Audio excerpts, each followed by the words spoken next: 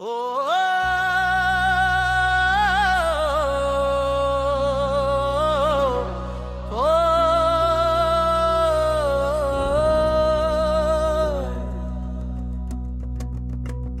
सूरज उगे तक किसान जागे, नांगर लेके जाए, माटी के सीना चीर चीर के नवा सपना बोए।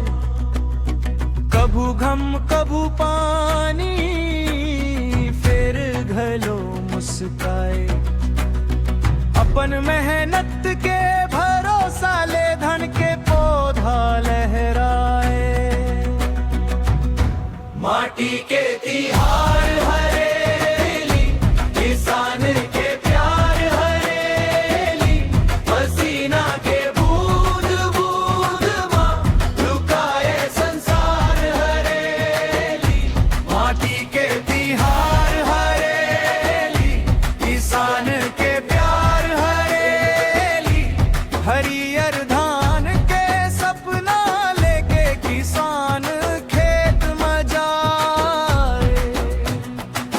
आज नांगर के पूजा हो ही, फावड़ा हो ही सम्मान, जिंदगी भर संग दे जे ओ आजार हमर भगवान।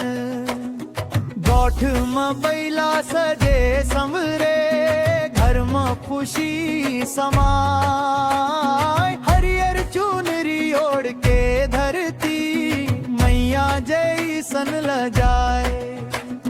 धरती मैया के गोदी माँ अपन बग्गे उगाए। माटी के संग संग जीना हर मन बस जाए। आज दुआर में बाजे ढोल, सब झूमे सब गाए। हरेली के हरियाली माँ मनवा फूल बन जाए। माटी के तिहार हरेली, किसान के प्यार हरेली, पसीना के बूंद बूंद मां लुकाए संसार हरेली। माटी के तिहार हरेली, किसान के प्यार हरेली, हरियर धान के सपना लेके किसान खेत में जाए।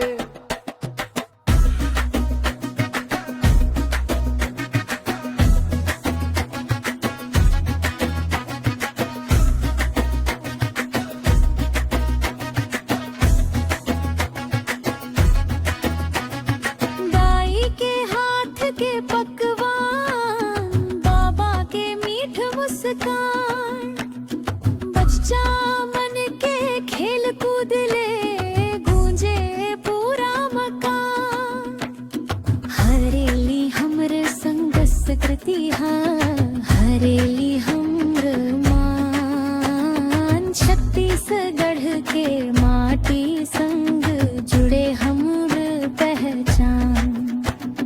माटी ला नमन करबो, किसान ला सलाम उनकर।